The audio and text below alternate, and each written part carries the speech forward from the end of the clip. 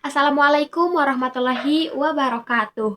Halo teman-teman, nama saya Aminatul Zahra dengan NIM 2425030001 dari Prodi Ekonomi Syariah semester 4. Di sini saya akan memaparkan materi mengenai konsep dasar ekonomi makro. Nah, teman-teman, ekonomi makro ini adalah cabang ilmu ekonomi yang mempelajari kondisi perekonomian secara keseluruhan, termasuk inflasi, pengangguran, pertumbuhan ekonomi, serta peran kebijakan pemerintah yaitu fiskal, moneter, dan perdagangan dalam menjaga stabilitas ekonomi. Nah, definisi menurut para ahli seperti Engel Mankiw, ekonomi makro adalah studi tentang perekonomian secara keseluruhan, mencakup inflasi, pengangguran, dan pertumbuhan ekonomi. Ekonomi makro ini mempelajari kinerja dan perilaku ekonomi secara menyeluruh dengan fokus pada yang tadi telah disebutkan yaitu pertumbuhan ekonomi, inflasi, pengangguran, pendapatan nasional, dan kebijakan pemerintah.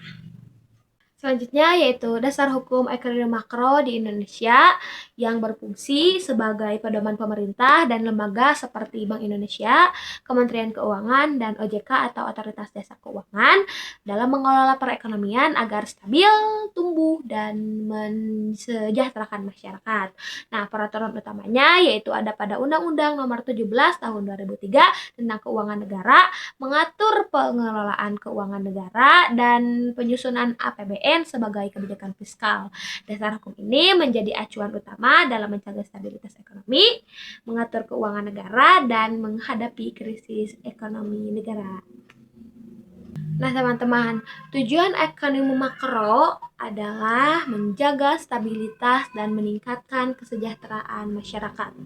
Intinya, tujuan dari ekonomi makro ini meningkatkan pendapatan nasional, membuka lapangan kerja, mendorong pertumbuhan ekonomi dan pemerataan pendapatan, juga meningkatkan produksi serta menjaga kestabilan ekonomi seperti harga dan menurunkan pengangguran.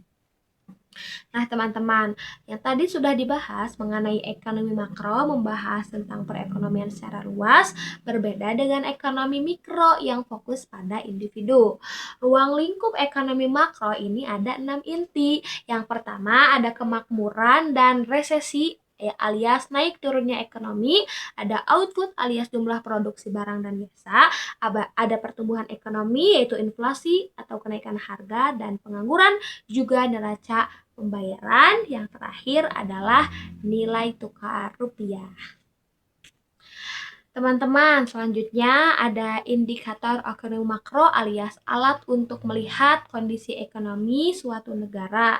Ini ada 6 indikator utama. Yang pertama ada PDB, hasil produksi negara yang menunjukkan kekuatan ekonomi. Terus ada inflasi atau kenaikan harga yang menunjukkan stabil atau tidaknya harga.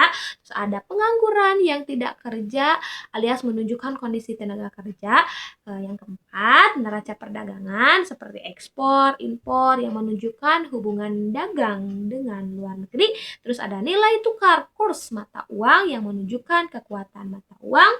Juga ada suku bunga yaitu biaya pinjaman yang mempengaruhi ekonomi dan investasi negara. Selanjutnya, apa itu kebijakan ekonomi makro? Kebijakan ekonomi makro adalah langkah yang diambil pemerintah untuk mengatur perekonomian agar stabil, tumbuh, dan masyarakat sejahtera. Ada beberapa jenis kebijakan utamanya, yaitu yang pertama, ada kebijakan fiskal yang ini berkaitan dengan pajak dan pengeluaran pemerintah untuk mengatur ekonomi. Yang kedua, kebijakan moneter. Nah, ini mengatur jumlah uang beredar dan suku bunga agar tetap stabil. Yang ketiga, kebijakan perdagangan internasional. Ini mengatur ekspor dan impor untuk menjaga keseimbangan ekonomi dengan negara lain. Yang keempat, kebijakan nilai tukar. Nah, ini untuk mengatur kestabilan nilai mata uang terhadap mata uang asing. Terus yang kelima, kebijakan tenaga kerja, yang mana ini bertujuan mengurangi pengangguran dan meningkatkan meningkatkan kesejahteraan pekerja. Intinya, semua kebijakan ini dibuat untuk menjaga ekonomi tetap stabil dan berkembang. Nah, teman-teman, berikutnya kita akan membahas sedikit mengenai perbedaan ekonomi mikro dan makro. Secara sederhananya, ekonomi mikro ini membahas hal kecil seperti perilaku individu dan perusahaan dalam mengambil suatu keputusan, sedangkan ekonomi makro membahas hal besar seperti kondisi ekonomi negara, inflasi, pengangguran, dan pertumbuhan ekonomi.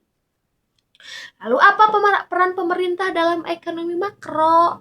Nah, pemerintah ini berperan mengatur perekonomian agar tetap stabil melalui kebijakan seperti pajak, pengeluaran negara, dan pengaturan uang beredar. Bisa disimpulkan bahwa mikro itu fokus ke bagian kecil, sedangkan makro melihat keseluruhan ekonomi negara. Mungkin itu saja teman-teman pemaparan saya sedikit mengenai konsep dasar ekonomi makro. Mudah-mudahan bermanfaat khususnya bagi saya, umumnya untuk kita semua. Cukup sekian, billahi fisabilil haq, wallahul musta'an. Wassalamualaikum warahmatullahi wabarakatuh.